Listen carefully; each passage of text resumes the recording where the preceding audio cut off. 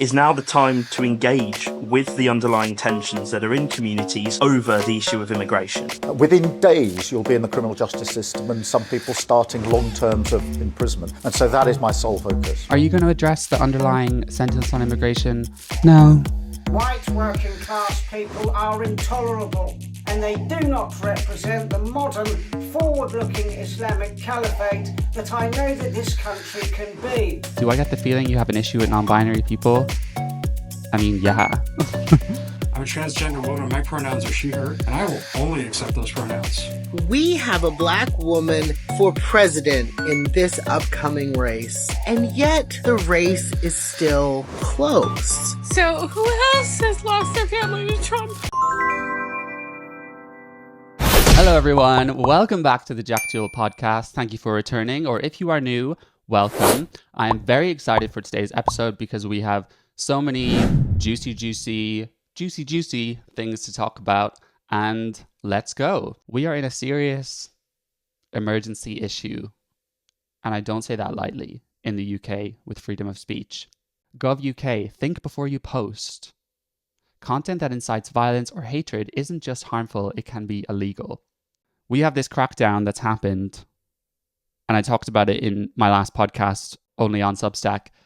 There was a triple stabbing of little girls at a dance class. 3 of them died, and there was misinformation and rumors put out there that this was by an illegal migrant that came across on one of the boats.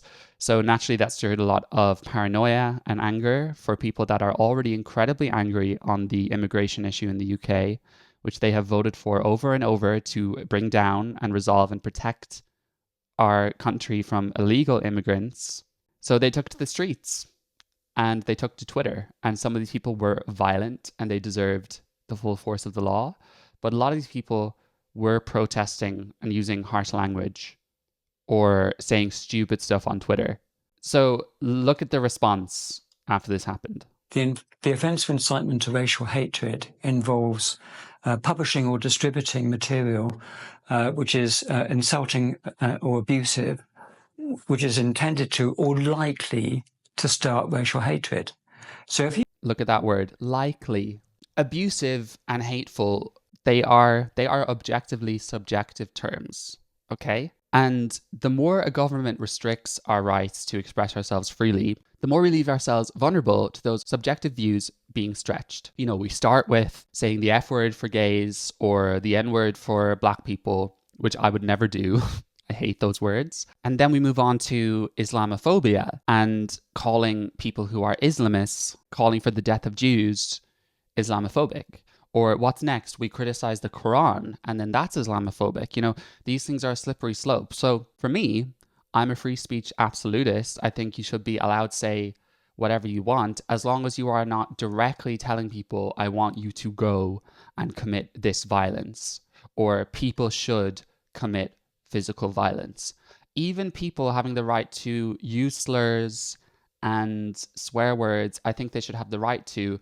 And I think any company or platform also has the right to decide, okay, this is where we draw the line. If you use the N-word, then this is not the space for you. In my view, some of you may think that, you know, we can't allow this racial hatred. Not allowing the speech doesn't stop people from having these views. In fact, I think that sunlight is the best policy. And if we criminalize these things, then people are more likely to be radicalized underground or in fringe social media apps, the manosphere, or in communities that are extremely frustrated.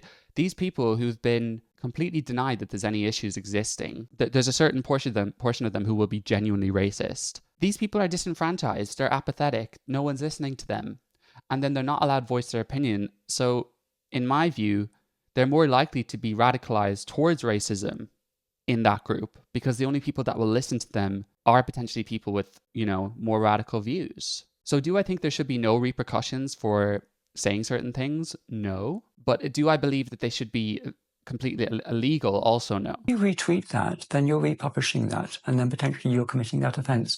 And we do have dedicated police officers who are scouring social media. Their job is to look for this material. And then follow up with identification arrests and so forth. So it's a really, really serious. People might think they're not doing anything harmful, they are, and the consequences will be visited upon them. So look, I'm not completely disengaging from this and saying it's not an issue, because we do have to be careful that people are not radicalizing others. We're not doing it in our schools, but, you know, that's another point. There are lots of different ways to be non-binary. You know, even retweeting something is going to be the full force of the law. And my main issue with this is about proportion and resources, because our police are so stretched, and instead they're allocating many of them to this scouring social media to find these people. I had my iPhone 15 Pro Max stolen from my hand on Oxford Street. Hundreds of phones get swiped every day. Hundreds of shops are being burgled, which the government and the police now call petty theft. Cars are being stolen. There is knife crime right on our streets. All of these things are being incredibly unaddressed. Police don't solve burglaries anymore. If you have police people, police they-thems, allocated for scouring social media, why can you not position more police, I'm trying to think, what is the gender neutral version? More police on busy streets like Oxford Street in London to stop the hundreds and hundreds of phones, thousands of phones being swiped from people's hands. Why is that not important? Because you clearly have the resources to let them sit on their asses in their office scouring Twitter. And look, I'm not dissing the police in total, because there's many people who are good police officers who probably could think of nothing worse to be doing than just looking for tweets and looking for hashtags. And I know that there are many who do acknowledge that there's two-tiered policing that unfavors the white working class and does not come down hard enough on Islamists and other minority groups. But there's lots of policemen who probably feel that they can't. They're being told that they need to speak to the communities and understand, you know, what style of policing they want. That is not how we should be operating in this country. People should be treated equally, and radical Islam should feel the full force of the law. So let's look at some of the repercussions of this. This woman, 53, jailed over blow up the mosque. I don't know if I can say that on YouTube. After the Southport riots. So keyboard warrior Julie Sweeney is sentenced to 15 months on a busy day for rioting cases in England courts. So this woman is old. Well, 53. Sorry to anyone who's older. You're not old. But she has not committed any crime in her whole life. She's also a full-time carer for her husband. And she put this very stupid Facebook post, and it's a vile Facebook post. Look, I condemn it utterly. In a community group with 5,100 members. So look, acknowledging the sentiments behind something is not condoning behavior. And I'm so sick of hearing these conversations. Every time someone says, look, I don't agree with violence, I don't agree with riots. The majority of people feel that way, okay? Get that into your heads. But rioting is a common phenomenon in the human species, and it doesn't happen for no reason, okay? You can say these people are just angry, they're looking for a reason to take it off. But okay, but why are they angry? Because I grew up in a way that led me to not being that level of angry. But were I born in different circumstances, perhaps I would be. There's no coincidence that these riots broke out in places like Rotherham and Telford, where we saw thousands of white working class girls being trafficked, tortured, and raped by Pakistani Muslim gangs for decades. So forgive these people for not being angry. And if you just blindly throw people with incredibly different beliefs and views on how we should structure society and just say, okay, you guys go off and we're a liberal society, we protect people's right to believe what they want, you know, let's just throw all these people together, you're going to get friction, okay? That's the reality of the situation.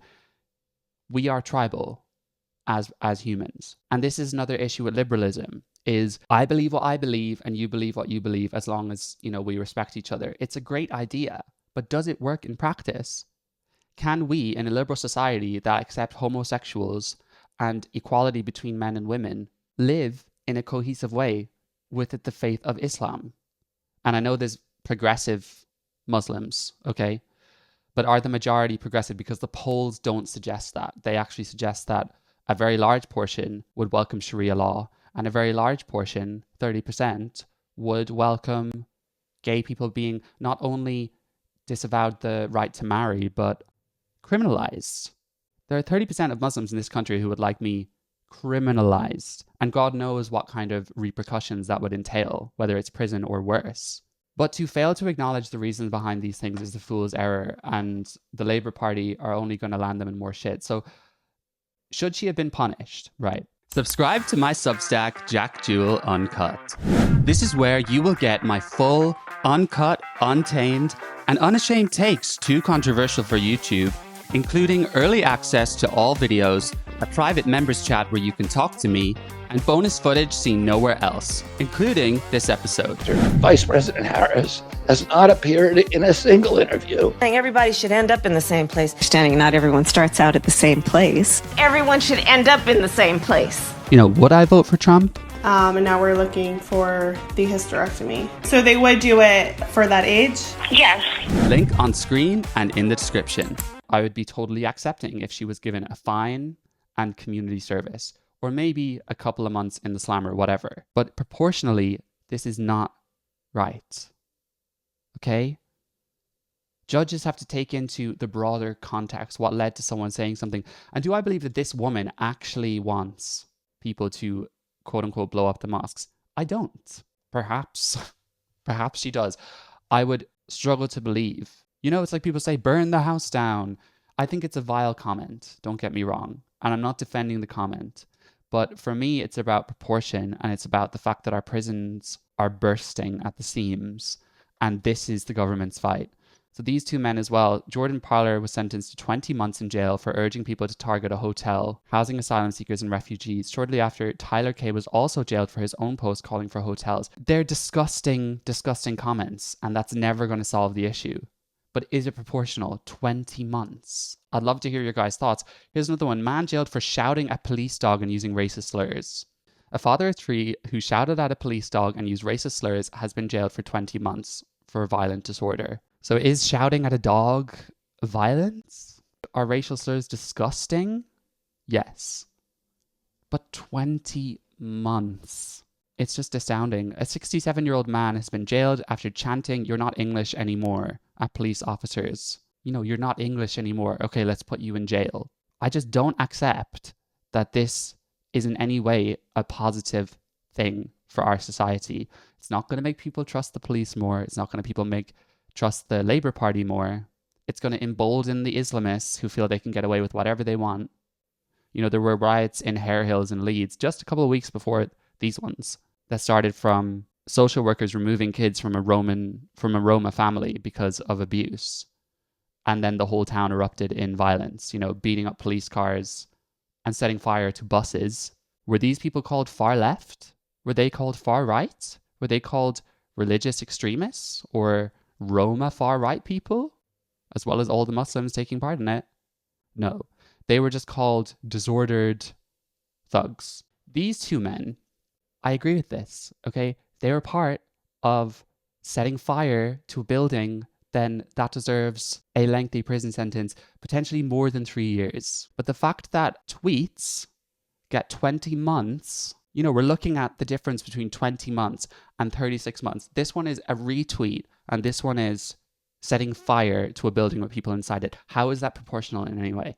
But then, of course, I fully believe this two-tiered policing exists because this lovely initiative, I don't even know, Hope Not Hate, boss apologizes for false acid attack on Muslim woman tweet. He claimed that the far right had thrown acid on a Muslim woman during these riots, and it wasn't true.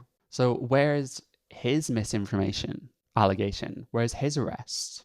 And look, you can argue, okay, these people should deserve prison time. You know, someone saying to burn down a building could receive some prison time. You know, I don't necessarily think it's a bad idea, but what about all the people they're releasing from prison? And what about the other cases being charged in this country that are getting scot-free, including people? So this one, dad of 3 scout leader caught with hundreds of vile child abuse images. This was only this month. More than 150 of the most serious Category A indecent images, which showed children as young as 3, being sexually assaulted or raped It's just absolutely heartbreaking. The 44-year-old also got sexual gratification from watching extreme pornographic images involving humans engaging in sexual encounters with dogs. This is just, you, whoever you are, you disgusting scout leader. And of course, oh, he just happens to lead scouts where he's around kids all the time.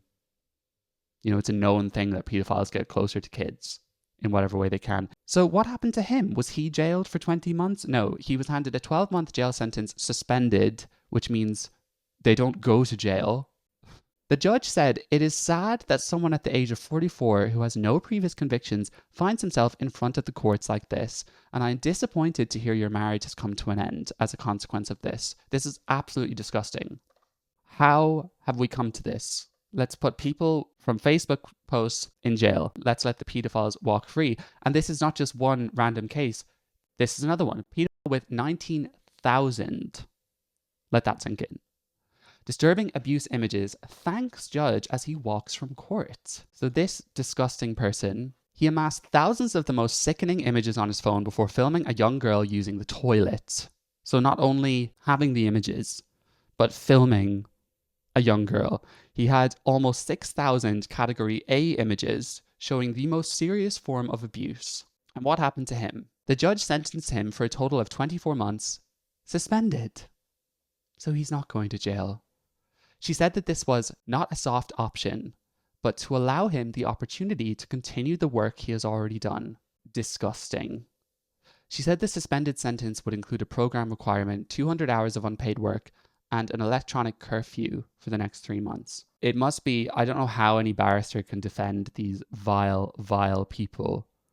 But in this article, he starts to play the victim for his defendant, saying that, oh, well, there's a lot of stuff online now that people are exposed to, and, you know, they can get sucked into these things and radicalized. No, he's a pedophile, okay? Someone does not get groomed into being a pedophile. They seek out these stuff. This is just a gross negligence on the safety of our women and children in this country. This one, courts become more lenient on pedophilic offenders. 2/3 of criminals with dozens of previous convictions avoid jail sentences.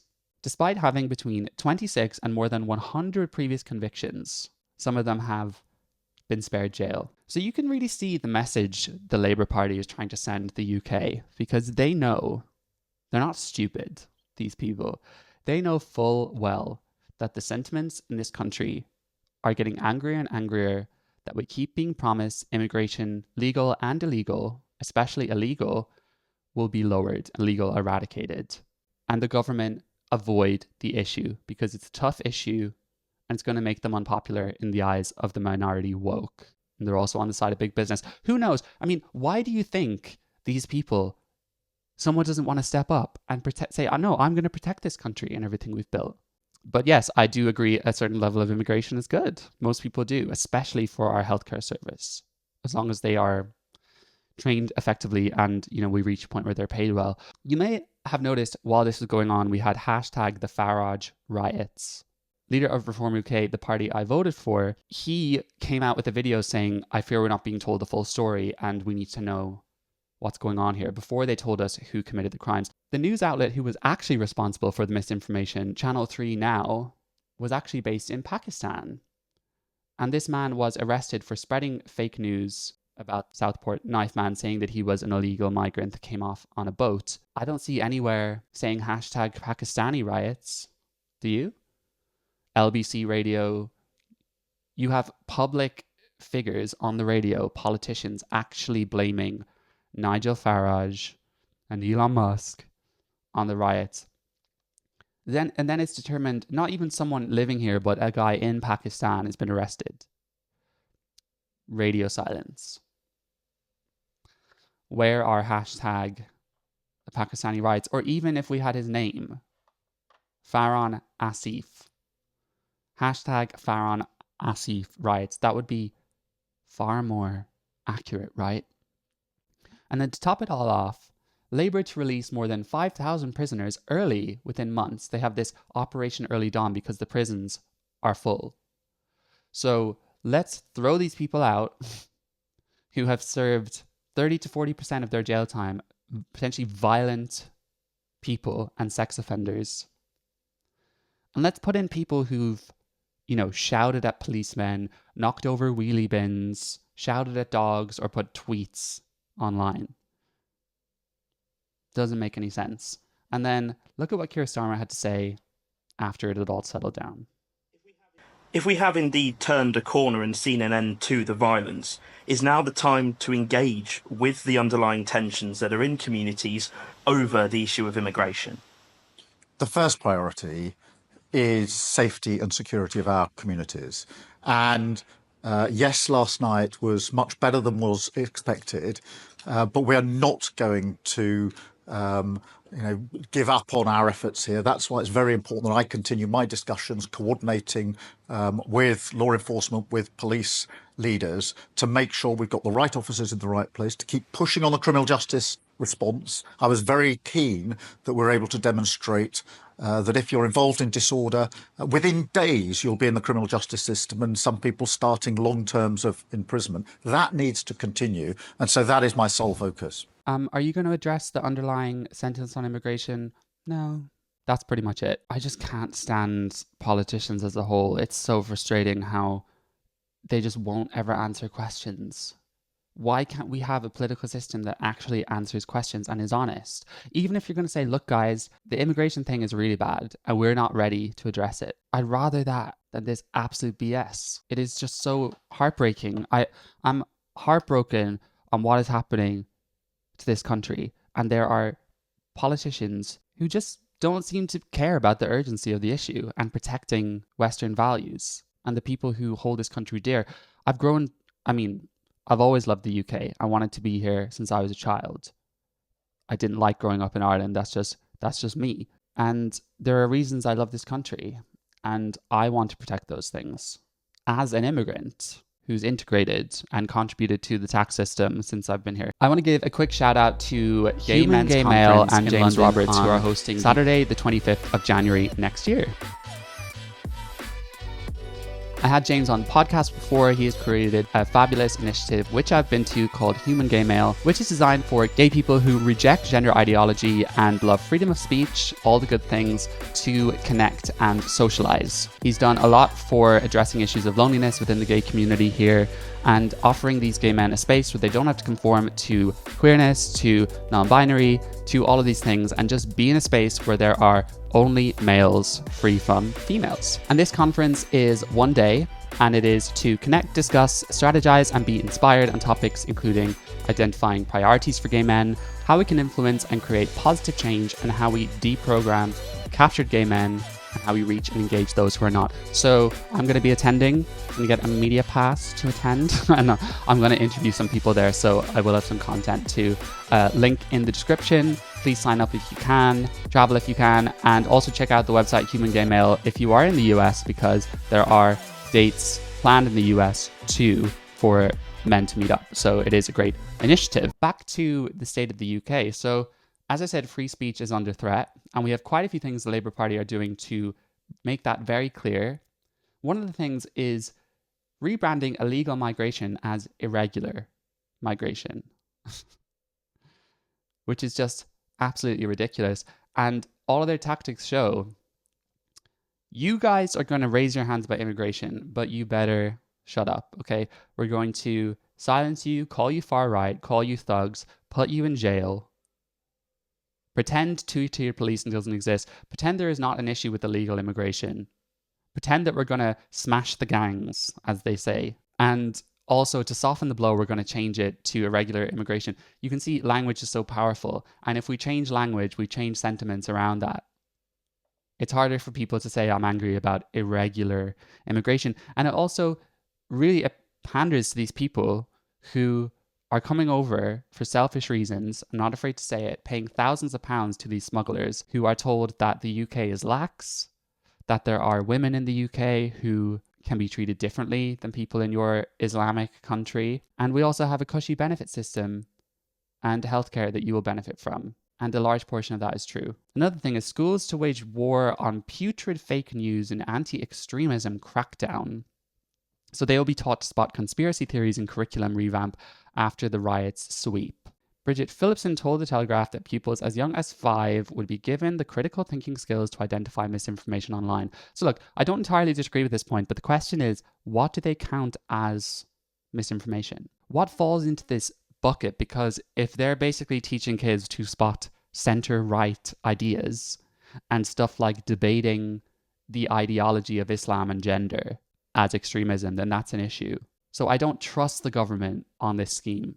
However, if we were to actually teach critical thinking in schools, I think that would be great, to learn that people hold their views largely for good reasons, and it's better to understand them so we can actually argue our points effectively than avoid them and live in epistemic bubbles. I think that would be a great idea. Here's another one that's just so depressing. More students to be hounded and silenced on campus after free speech law abandoned.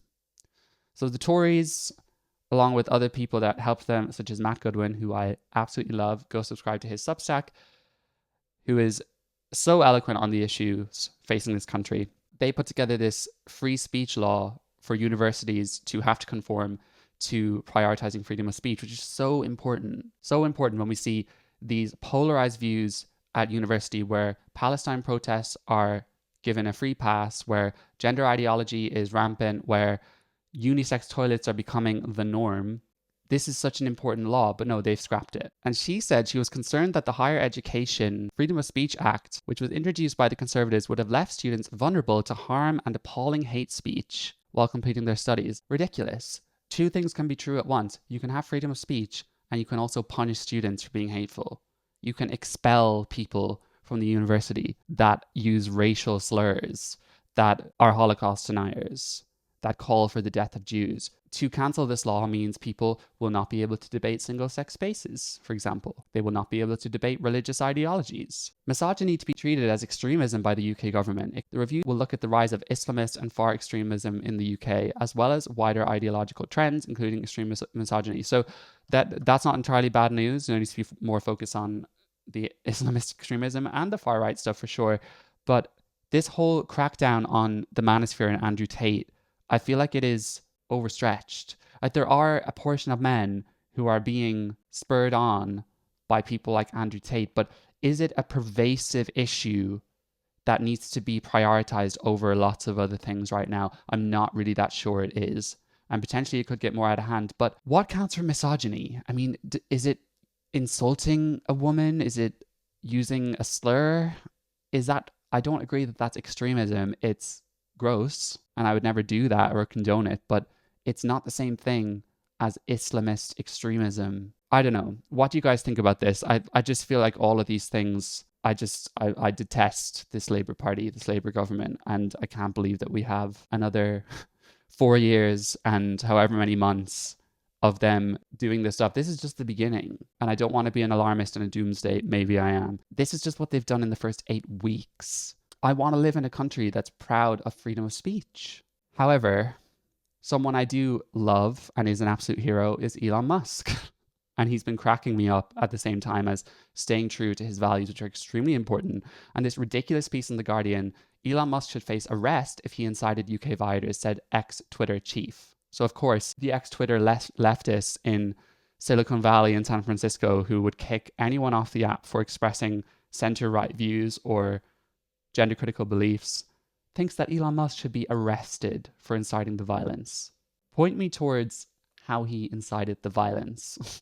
I mean, this is one tweet he had.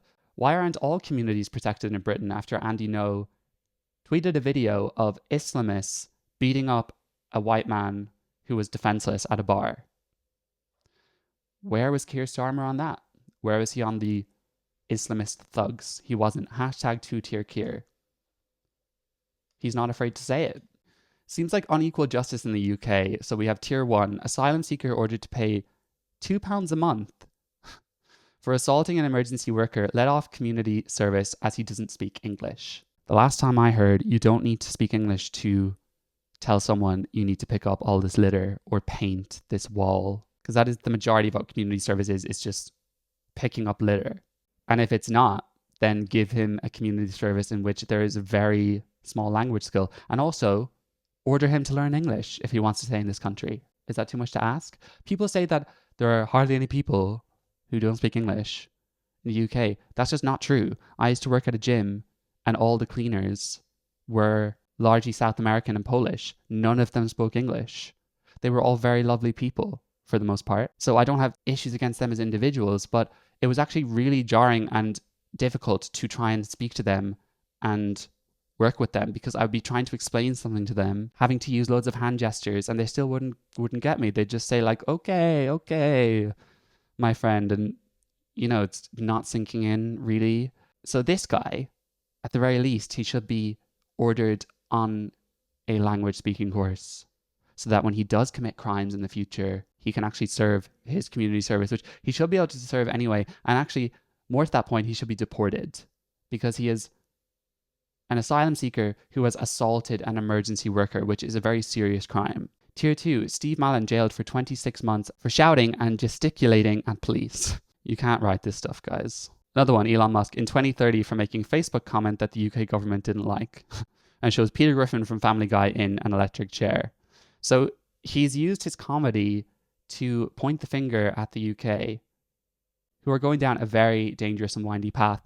And it is so funny to see the leftists try and scream and shout because there is a global town square in which people can speak freely. And then because that's the case, because it's, these people don't agree with me, they are inciting violence, they need to be silenced. And thank God we have a billionaire like Elon Musk who has done so much to further technology, protecting the environment, and most of all, protecting freedom of speech and more people from the woke mind virus. So you guys can scream and shout all you want. You're fighting a billionaire. And I also think it's so funny how he's made the word cis a slur, which I think is a complete poking fun at the trans activists. I don't believe he thinks cis is a slur. I think he's trying to give them a taste of his own medicine. And while I don't think it's congruent with his freedom of speech principle, I'm kind of letting that one slide because he is clearly making fun of them. And then this photo's been going around of Keir Starmer in a submarine looking like Kim Jong-un. And you can laugh, but it's also a bit depressing. And I want to play this comedian, Andrew Lawrence, who's been making the most hilarious sketches on Keir Starmer. White working class people are intolerable. They've been brainwashed by misinformation. They're clearly racist. And they do not represent the modern, forward-looking Islamic caliphate that I know that this country can be. So I'm very pleased to be locking them all up. I'm proud to tell you that 2,000 prisoners are going to be released in a single day next month. I'm releasing these prisoners in the interests of public safety. Sex offenders, violent criminals will be released en masse to create vital space for white working class protesters who've been angrily waving Union Jacks about, stealing flip-flops from Shoe Zone, sausage rolls from Greggs, bath bombs from Lush, or quite simply writing naughty things on the internet. So far, we've arrested more than 1,000 people for complaining about mass uncontrolled immigration, and we're just getting started. And I'm here to tell you that if you want to commit any real crime, now is your opportunity. Absolutely brilliant. Let that speak for itself. But honestly, Keir Starmer is just so uninspiring. He has zero charisma. Whether you like Nigel Farage or not, and I do, he's kind of becoming our Trump, but a lot less divisive than Trump, I feel. Whether you like him or not, he is inspiring. He has charisma. He can command a stage. We need more politicians like that. Not like Rishi Sunak, who is, literally like the head boy at school, or Keir Starmer, who is more of a judiciary lawyer than a prime minister, and that is my sole focus. It's just so bleak. And who's going to be better, And I just want to thank everyone who watched my episode with Helen Joyce and commented. I think it spurred a really good debate in the comments and largely respectful comments. And I wanted to have this episode with Helen and kind of dig into these topics. There were loads we didn't have time to dig into, so maybe we'll do it again. There's some things I disagree with her on slightly. I think some of our things are quite minute, which you may have seen come out of the episode. And, I wanted to give her time to speak. So some of my opinions I didn't voice as much. One thing I do want to touch on is I did get a lot of pushback from both sides about Blaire White and people like Blaire White. Some people thought it was too harsh and that, Helen said she thinks Blaire is dangerous because she conveys an ideal utopian example of what a transgender woman can be, and most trans women, males who identify as trans, actually will never pass to the extent that Blaire does. Now, she said that 1 in 1,000. I'm not quite sure about that with what we have of the facial feminization surgery. And, if you think about some of the influencers like Samantha Lux, who, I will disagree with on most things, but I think she passes pretty much fully. A lot of these things may be more an online thing, but let's be real, it is only the trans women largely, there are a few, Sky, if you're watching this, who are of the gay type. So they're attracted to men, 95 or more % of those who pass, because they have more of a natural femininity and more, they have gay voice, which to the extreme extent can actually sound very female. Now, maybe you females disagree. Maybe it's just my male ignorance talking here. I'm going to look at a few comments because I did say I would reply to comments. So this one's quite long, but I won't read all of it. So I honestly like Blaire. I think he's overall a good person, despite obviously not agreeing with him on all topics. But I mostly see him as a kind of cautionary tale. Blaire admirably doesn't have a victim mentality, but I do see him as a victim, though not without a share of responsibility of the harms of trans ideology, even in the transsexual as opposed to transgender variant of the ideology. Blaire admits he grew up in a very homophobic family in a homophobic rural area, and basically admits that this was the main reason for his transition, that he'd internalized all this negative stuff about gayness. So I think there's a bit of misunderstanding about some of this, because Blaire did that episode, the therapy episode. I don't want to comment on this too much because for the influencers I support, I don't want to dig into, the psychoanalysis behind them. But Blaire did say that she suffered violence potentially and abuse, and that potentially identifying as trans was a trauma response. She's not alluded to specifically about it being about gayness. Maybe she does believe that. And a lot of people are talking about SA as well. I don't believe she has publicly said that it was that kind of assault. So let's not bend the truth here. I want to be clear. I love Blaire. She's inspired me a lot. It was actually her. Marcus Dibb was the first influencer I found that is challenging these beliefs. Both his and Blaire's approach was what did it for me, because they approach it in a fun, entertaining way, and they poke fun at these insane ideas and these sane libs on TikTok and stuff. And that suited me as a person because I realized, oh wait, this is actually absurd. And some people hate that. Some people hate, they can say they get a bit mean sometimes. People say I get a bit mean sometimes. But, it's each to their own. And for me, it really helped. To suggest that she's dangerous, you can have that view, and I respect that view, right? But the reality is that trans people exist in this world. People who've medically transitioned exist. And we can't just say, because you've done that, you can't be in the public sphere. Blaire isn't just about trans issues. She speaks very eloquently on US politics and everything going on right now with Kamala and Trump, for example.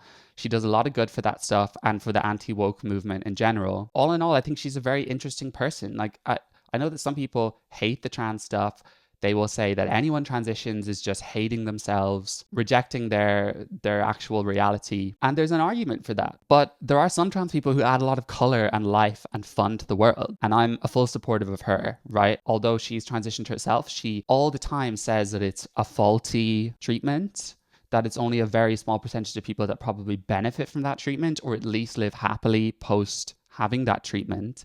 And she's even gone on a journey from previously talking about, I think trans is probably a neurological issue, which she used to say a lot, to then questioning this. And right now, or for all I know, could have moved on further, but acknowledging, the fact that I went down this route is probably trauma. It's not that I was always destined to be this way. Yes, we can sometimes live in delusions. We can modify our bodies, and you can argue whether that's healthy or not. Sometimes being a bit delusional is not a bad thing, because we don't always have to address every issue in our lives. We can distract ourselves. And whether she could have gone down another path, who knows? Same with Buck Angel and other people. But as far as I can see, they've accepted the risks of the hormones and what they've done, and they seem to be very successful and very happy. And I believe that there are people out there like that, and I respect it. That's where I stand. So I just wanted to bring that up. And then here's another comment. Totally disagree on preferred pronouns. The people who refuse to use preferred pronouns are the ones who piqued me. Those that choose to use them because they were being kind kept me from recognizing the pernicious nature of trans ideology for far too long. I think preferred pronouns are incredibly dangerous and have brought women's rights to the perilous position. in which it is. So actually, I do agree with you that the blanket idea that we need to use people as preferred pronouns goes against protecting women's rights, and also it's an authoritarian idea that I have to use they them pronouns for someone when I believe you are just a woman or you are just a man. I'm not buying into that idea. And for me, that issue is particularly problematic because the more we buy into this issue, the more non-binary people are prioritized in the queer community. You know, so much of the queer community is about that now. I mean, I don't even like the word queer, as you know, but there are straight people, even straight men, now being he, they. You know, I used to go to musical theater school. I've noticed straight guys from years below me from that school being he, they now. Like, I'm so insulted by that. Like, F off, find your own oppression point, because you are nothing to do with gay. You're nothing to do with trans, really. You haven't transitioned. You don't belong there. Like, find something more interesting about yourself. So for me, using they them pronouns is harmful. And people say, you know, why can't you just do it? No, I'm not doing it. I don't believe in it. You're not going to make me do that. While I agree with this point, I think there is nuance here, because Blaire White, Buck Angel, for example, they constantly are talking about the issues around trans, although they've done it, largely advocate for the single sex spaces and protecting kids. And for Blaire, it's very natural for me to say she. I have to concentrate deliberately to call Blaire he or Buck Angel she, and I don't want that grief, okay? And for me as a gay person, you know, this is my fight, and I want other gay people to listen to me and to realize, oh my God, there's a lot I haven't considered here, and there's more to this. But there are many, many gay people who would not listen to me at all if I called Blaire he or I called Buck she. And I really like these people. And for me, there is a space to be kind in that way. Like I said, Buck looks completely like a male to me. Blaire looks completely like a female. I don't see the issue. The only thing that I consider here is on the single sex spaces point.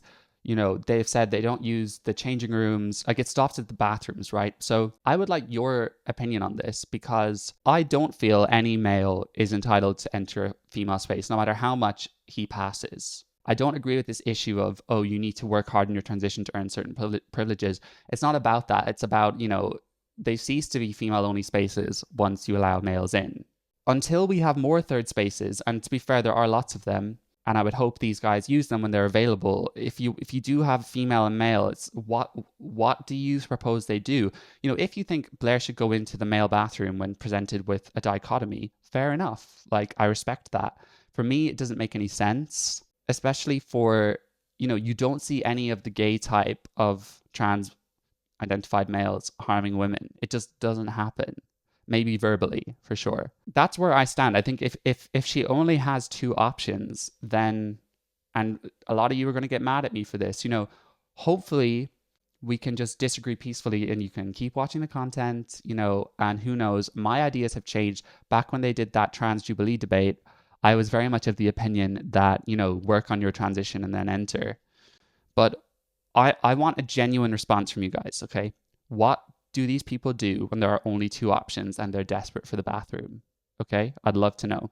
What is the song you use at the end? So yeah, I love this song. It's kind of the vibe as my episode's finished. But this one is called Overdrive by Matrika, and I subscribe to a website called Upbeat. I'll put a screenshot on the screen where I get all of my music royalty free. So head to that website. I do recommend. And then finally, let's look at one from Apple Podcasts. So this is from Vegan Bear.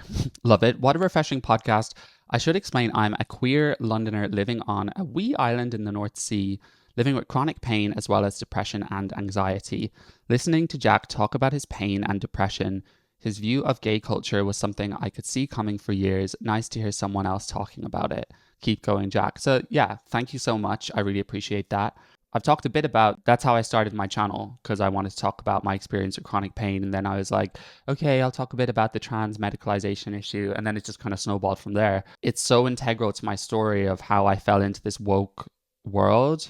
And for those of you subscribe to my Substack, I just wrote an article about that I'm ashamed of my ideological past, how my fear of loneliness made me the ideal host for the woke mind virus. And while I didn't refer to pain specifically in that article, it was very integral. So let me know if you want to hear more. It's not really part of the brand anymore, this channel, but there's a lot I've suffered with that and continue to manage on a daily basis. And learning to not view myself as a victim has helped me so much and motivated me in this world and is integral to how I've built this platform so far. So thank you everyone for your comments. Call out one from the Alokve Manon TikToxic. So you immediately refer to them as he. Do I get the feeling you have an issue with non-binary people? I mean, yeah. I have an issue with their idea that you can be neither a man nor a woman. And like I said, I'm not conforming to it. So if that's what you're going to get mad about, then my channel isn't right for you. On my other podcast, this person, and we had a good discussion, so thank you for that, but they said, I followed you initially because your discussions were educational. However, I feel your recent videos, especially this one, are just opportunities to insult people. I mean, saying people look like they smell isn't something I'd expect from an educated, stable adult. So look, I appreciate your comment. And I put a poll on my YouTube community channel after saying, you know, am I too mean? An overwhelming majority of you said no. But listen, I take your point, okay? I think I went in particularly hard on this woman because I found her comments absolutely disgusting. She was threatening me to come down to where she lives and see how people would, quote unquote, sort me out. She called me the white t-shirt brigade of gays. She told me, how dare you have these views? So I got a bit tongue-in-cheek, okay? And look, I can get a bit giddy and a bit excited. I am very cynical and I'm judgmental, you know, put my hands up and say that. But I did create the Substack for a community that want, you know, the gloves off, if you will. So I will continue to be mindful of that. And, you know, I do ultimately agree. What's the point of me saying that someone might smell? Although, look, I do find this stuff very, very funny. But, you know, if I want in the future to be welcomed onto media platforms or anything like that, I don't think that they would probably be interested if they are worried about pushback because of how I get carried away sometimes. But shout out to Martina Navratilova who quote tweeted me about India Willoughby. India said that no sane world deserves people like Helen Joyce. Religious biddy Helen Joyce rots from the inside. Absolutely disgusting. And Helen was on the money saying that India makes no sense as a woman. There are very, very few women who would spend their lives abusing women on Twitter. You know, Roxy Tickle, India Willoughby, they won't take no for an answer. You must accept me as a woman. Imagine how much happier they'd be if they just left social media and lived their lives. Debbie Hayton said it on our episode. It's very true. We get, you know, very in the nitty gritty about this online, and those conversations are important. But really, in everyday life, you know, a lot of people just walk the world and people don't really care. And a lot of people do use she, her, you know.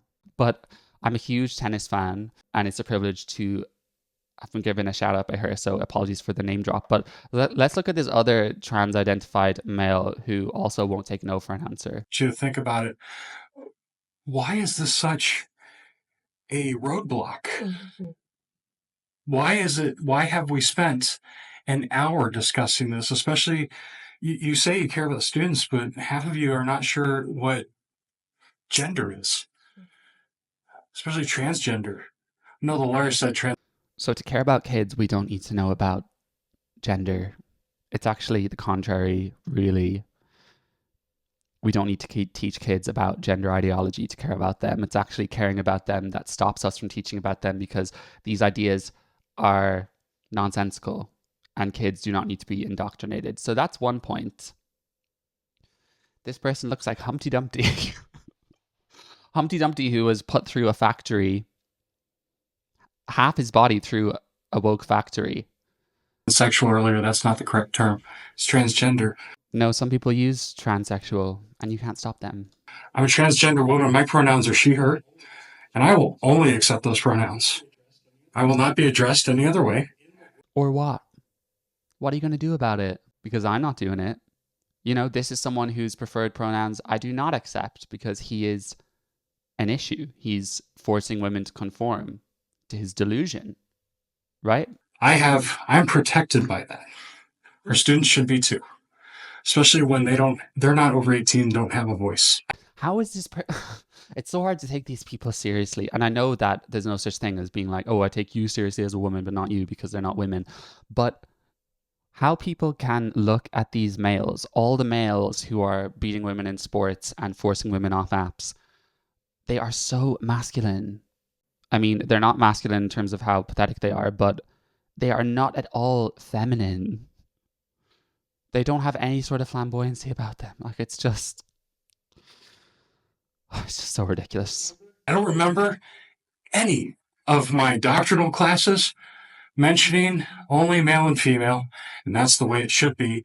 If you feel it is, awesome, good. You get to believe that. You don't get to impose those beliefs on anybody else. And that's actually what religious liberty is. Okay, so you're on the money there, Humpty Dumpty, but you're on the money. But where you get it wrong is forcing someone to conform to your pronouns means that they have to deny their belief, okay?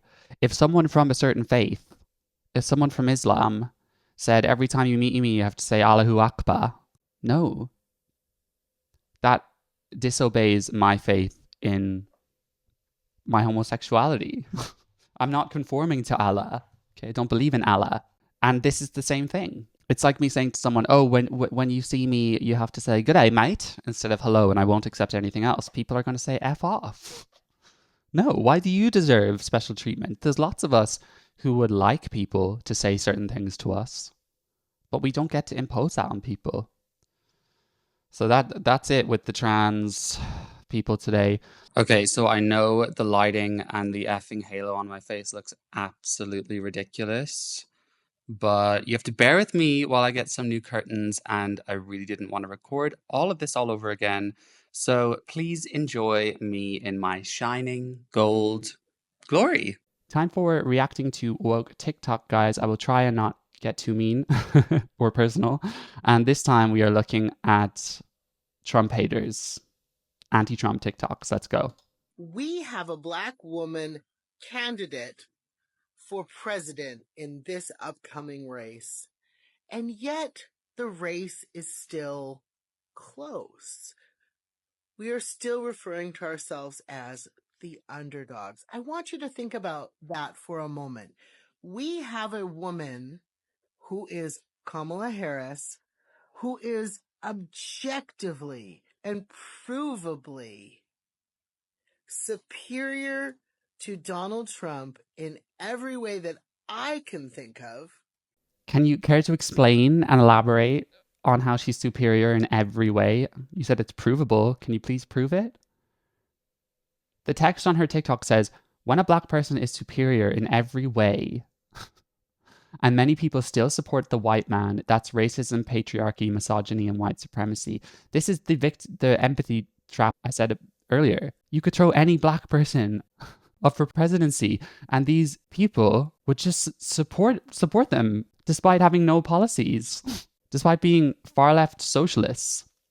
It's just so sad. This is what we've gotten to, the brain rot that exists in political discourse and people's minds when it comes to politics. It's just astounding. And yet, it is still a close race. Yeah. That's white privilege, everybody. That is white supremacy. That is racism.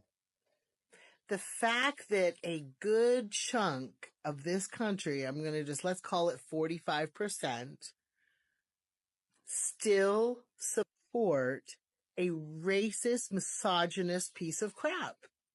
How is he racist? Point me to something racist he said. Oh, let's protect our borders from illegal immigrants. He doesn't say racist things about Black people. What did Joe Biden say? If you're Black and you don't vote for me, you ain't Black. It's actually very racist of you to say because a Black person is running, they are superior and you have to vote for them. What you're actually doing here is Black supremacy. And I'm not afraid to say it. You're telling people that because of an immutable characteristic of someone's skin, that they have to be compelled to vote for them. And you can argue the misogyny point. I mean, once again, it comes to priorities. Do I care more that Donald Trump paid a porn star in the past to be quiet, or that Kamala Harris won't protect the border? I'm going to go for the former. So if you think white privilege doesn't exist, you only need to look at this race. She is objectively and provably superior to him in every way. And prove it. And I'm not saying that to be funny when I use the word superior, I mean it. Yet she says this is white supremacy.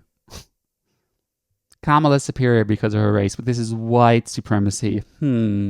She's smarter. She's better looking. She's got better experience. Okay, so the person who actually has been a president in a time when the border was protected and the economy was much better, he has less experience. And she's better looking. Okay, I know who to vote for now. She's got better education. I mean, I could just go on and on and on.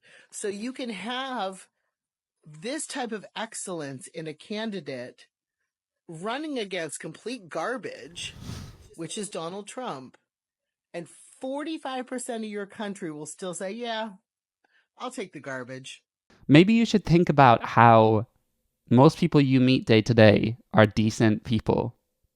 So logically, 45% of the US are not indecent, racist, misogynists. Some of them might be, but these people hold these beliefs of, okay, well, half my country's racist, but then I can go out into this world and people of different races are treated largely great. Doesn't add up. I would take garbage over voting for a black woman. That's racism. That's misogyny. That's patriarchy. That's toxic. It's such a trap. It's an intersectionality trap that you can put any black person on the ballot or any non-white person on the ballot and then tell them, if you don't vote for them, you're racist. It's, okay, well, denying that you're racist is racist in itself. We have nowhere to go from there. You've trapped me. Every white person's racist, and if you deny you're racist, that's a sign of your racism. So, okay, well, either way, I'm racist, so I might as well just say, okay. This is Trump derangement syndrome. Look, if you think that Trump shouldn't win this over Kamala, I want you to come up with 3, even better, 5 reasons, good reasons. And if you want to accuse him of racism, then you better be prepared to point to legitimate examples of them. And if you think protecting the borders is racist, then I can't help you. I promise you this. If you are a man who has currently in your Facebook profile banner, whatever that back picture is behind your profile picture, some sort of Trump reference, a picture of you putting up a Trump flag 2024, a picture of you putting a Trump wrap on your boat. But most assuredly, if you have posted on your timeline, in your story, or your profile picture is the staged photo from Trump's rally where he was pierced through his ear with a bullet. If that's your profile picture right now, I know for a fact you have never made a woman orgasm. And let me further clarify, just because you have children doesn't mean you've made a woman orgasm. So I know there's going to be a few of you that see this and are like, well, that's stupid because I have a bunch of kids. That doesn't mean anything. And if grown consenting women had to orgasm in order to get pregnant, there'd be a lot fewer kids in the world. This is so messed up on just so many levels. This is Trump derangement syndrome. First of all, she claims that the assassination attempt was staged. Oh, but of course, if you try and suggest that anything of the Democratic Party is corrupt, then you're a conspiracy theorist. But no, shooting Trump and missing his actual brain by millimeters or an inch is staged. That would be incredibly dangerous to stage. And then she says, blew up his ear, hit his ear, with quotations. Well, no, his ear was ripped apart. What do you think? That was fake blood? And then to ridicule men that want to stand up for democracy, being against assassination of a presidential candidate, and anyone for that matter, gun violence, then you cannot make women orgasm. Well, what about for the gay men? Because I've never made a woman orgasm and I don't particularly want to. I'm afraid to tell you. So you know, like the last one was racist against white people and pandering to black people, treating them as kids. This is pure misandry, because just like women have far more to offer in the world than being womb carriers and, you know, pushing out kids, men also are not on this earth to simply make women orgasm. There's far more to life than that. And to suggest because they disagree with assassination attempts that somehow they can't please a woman in bed. I mean, I would probably argue that it's maybe the latter, because you have more of these sort of alpha males, whatever. That's a separate topic. We can get into that another time. But misandry also exists, and this is disgusting. This is illogical, absolutely stupid, and you're ruining your point. You know, you can say, I don't agree with people putting that banner on, but to tie it to not being able to summon orgasm, oh, but no, the men that can please women in bed are Kamala Harris supporters and don't care about the borders and protecting women and children of the country. They're the ones who can please women in bed, apparently. What's going on, mi gente? Let me give you a quick rundown of last night's interview between Elon Musk and Donald Trump. This is what happened. A selfish, greedy, rich asshole who literally bought the platform in which the interview took place with the goal of being an asshole to people who knows he's an asshole, was trying to help another selfish, greedy, rich asshole to convince a bunch of selfish, broke-ass, delusional assholes that the selfish, greedy, rich assholes who were conducting the interview are actually looking for ways to make the lives of the selfish, broke-ass, delusional assholes better for them, even though both of the selfish, greedy, rich assholes have already proven to all assholes that neither one of them give two fucks about any other assholes but the damn selves. Stay woke, mi gente. I think Elon Musk derangement syndrome exists too, because it's so funny. Like I said earlier, these leftists, they just cannot stand that a public sphere exists in which they can be disagreed with. It's so pathetic. It's so pathetic. And for people to suggest that Elon Musk is an idiot and an asshole, he's literally the richest person on the planet and incredibly intelligent, sending things to space, creating self-driving cars, saving the planet, protecting freedom of speech. And that's an asshole. This envy, it's so distasteful. This envy and hatred of wealthy people is ridiculous.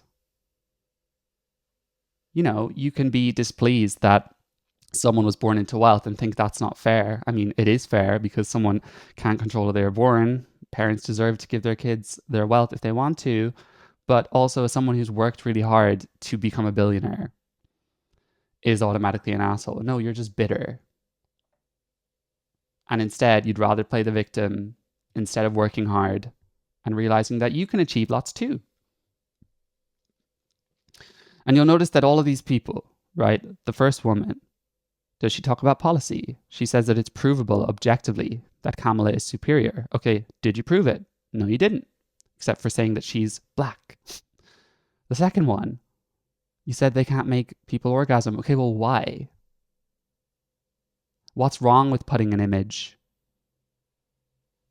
of one of the most shocking things happened in American politics in decades? And why was it staged? Can you prove it? Can you prove that it was staged? And this guy, it doesn't matter how many times you say asshole, doesn't make it true. You can keep saying asshole over and over again. Repeating the word does not make it more likely to be true.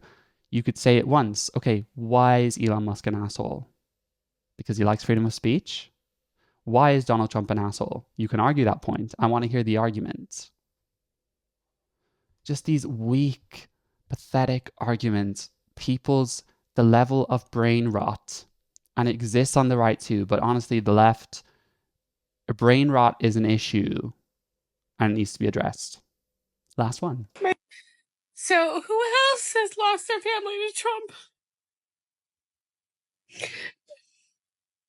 I had this horrible conversation with my dad, my sister-in-law.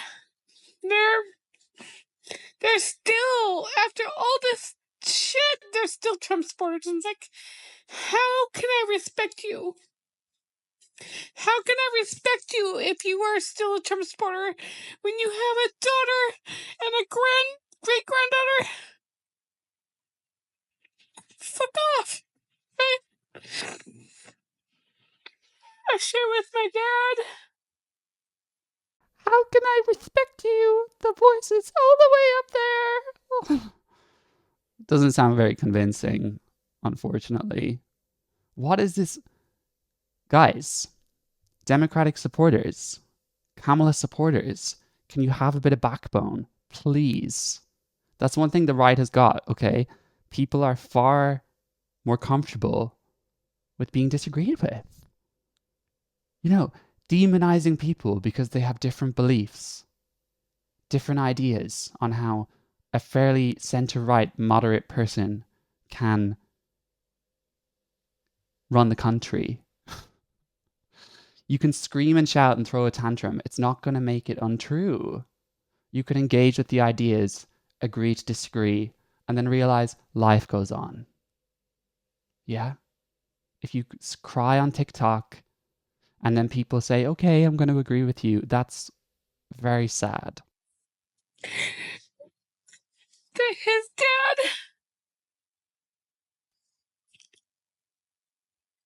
did bad things to me. And then, I was really